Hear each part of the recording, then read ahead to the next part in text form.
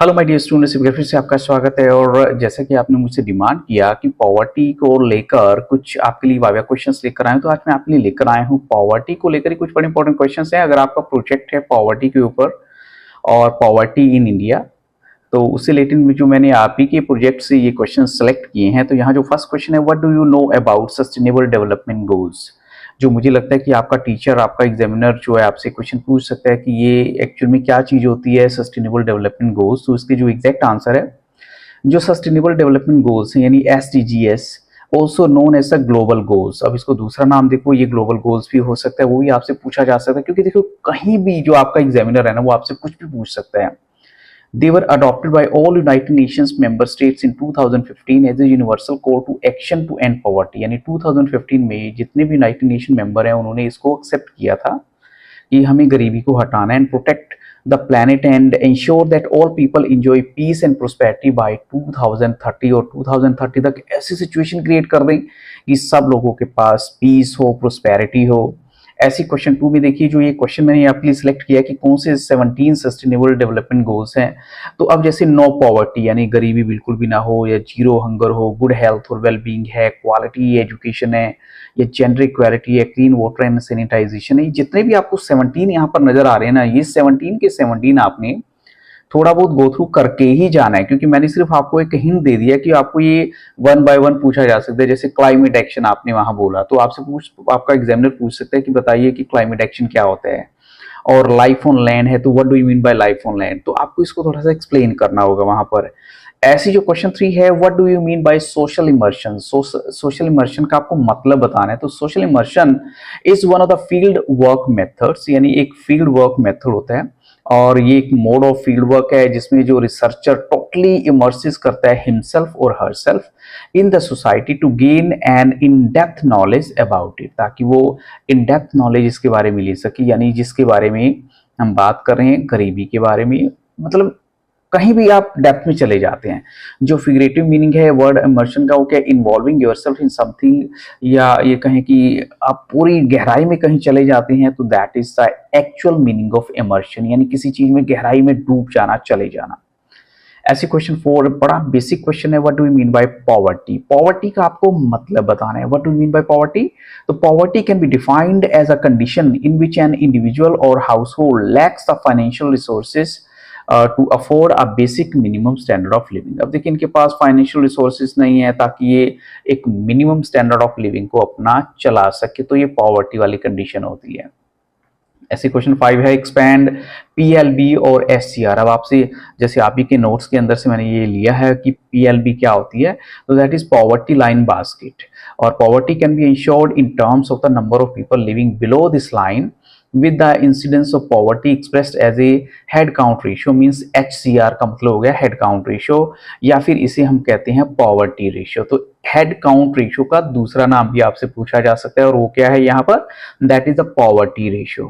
Because you just remember one thing, आपका examiner आपसे कुछ भी पूछेगा, जरूरी नहीं है कि जो आपने नोट्स तैयार किए हैं उसी में से, बट मैक्सिमम क्वेश्चन इसी पर बेस्ड होते हैं।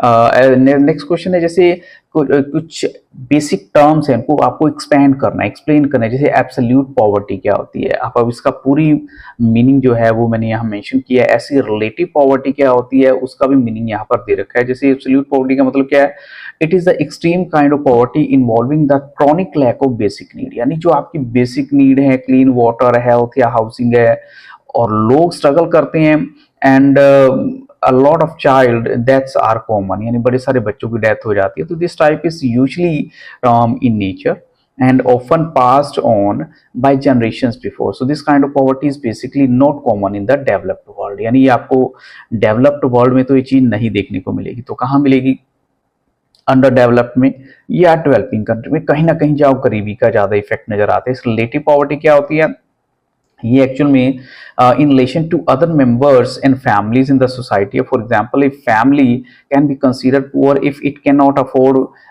vacations or buy presents for children or send its young to university, यानी ये थोड़ा सा कंडीशन अलग हो गई। Even though it has access to government support for daily life, या ये कहें कि देखो सरकार की तरफ से जो फैसिलिटीज मिलती हैं वो तो इनके पास हैं, लेकिन कुछ एक ऐसी चीज़ें हैं जो ये अपने बच्चों के लिए या अपने दूसरों जो फैमिली मेंबर के लिए नहीं कर सकते। थोड़ा सा रिलेटिव पॉवर्टी की कैटेगरी में आ जाती है ये। ऐसी जो नेक्स्ट है मेरा वो एक्सप्लेन करना है आपको, सिचुएशनल पॉवर्टी क्या होती है, यानी पीपल और families can be poor because of some adversities, यानी लाइफ में कुछ प्रॉब्लम हुई है, जैसे अर्थक्वेक आ गया या फ्लड बाढ़ आ गई या फिर सीरियस इलनेस हो गई। Sometimes people can help themselves out with quick aid. कुछ सिचुएशन ऐसी भी होती है जिसमें लोग अपने आप को सपोर्ट भी कर सकते हैं, हेल्प भी कर सकते हैं इन सब चीजों से। अब नेक्स्ट क्वेश्चन देखिए क्या है, causes of poverty in India, यानी आपसे ये पूछा जा सकता है कि चलिए ठीक है ये बताइए कि इंडिया में गरीबी के क्या कारण हो सकते हैं, what are the reasons for poverty in India. तो यहाँ पर जो सबसे बड़ा आता है वो क्या है, एक तो हमारी जो पॉपुलेशन है बहुत रैपिडली इंक्रीज कर रही है, बहुत क्विकली इंक्रीज कर रही है। ये थोड़ी सी डिटेल है, ये आप थोड़ा सा पढ़ लीजिएगा क्योंकि आपके पास मैंने आंसर भी पूरा दे दिया आपके नोट्स के according. Low productivity in agriculture, यानी जब एग्रीकल्चर प्रोड्यूस हमारा कम होगा तो कहीं ना कहीं वो चीज़ भी इफेक्ट करेगी। ऐसी अंडर यूटिलाइज रिसोर्सेज है, हमारी जो सबसे बड़ी प्रॉब्लम क्या है, हमारे पास रिसोर्सेज तो हैं लेकिन वो अंडर यूटिलाइज्ड हैं, उनको हम प्रॉपरली यूज नहीं कर पा रहे हैं, ये सबसे बड़ी प्रॉब्लम है। ऐसी लो रेट ऑफ इकोनॉमिक डेवलपमेंट है, हमारी जो इकोनॉमिक डेवलपमेंट है जिस तरीके से होनी चाहिए एक्चुअल में वैसे है नहीं, उसका जो रेट है वो काफ़ी लो है। प्राइस राइज यानी महंगाई बहुत है, और अनएम्प्लॉयमेंट है यानी गरीबी है। गरीबी होने का सबसे बड़ा रीजन क्या है, बेरोजगारी है, एक्चुअली अनएम्प्लॉयमेंट है। और shortage of capital and abled entrepreneurship है, यानी पैसा लगाने का जो सिस्टम है ना वो कहीं ना कहीं वीक है, जिसकी वजह से गरीबी रहती है। एमपीआई, अब एक्सपैंड करना है आपको। एमपीआई मतलब क्या होता है, multi dimensional poverty index. IHDS2 यानी इंडियन ह्यूमन डेवलपमेंट सर्वे, इंडियन ह्यूमन डेवलपमेंट सर्वे से है, तो ये थोड़ा सा आपको माइंड में रखना पड़ेगा। यूएनडीपी जो है यूनाइटेड नेशंस डेवलपमेंट प्रोग्राम। अब देखिए इससे रिलेटेड आपसे क्वेश्चन क्या पूछे जा सकते हैं कि ये एक्चुअल में क्या चीज है, इसको थोड़ा डेप्थ में गो थ्रू करना होगा, वो आपका काम है। मैंने आपको हिंट दिया है।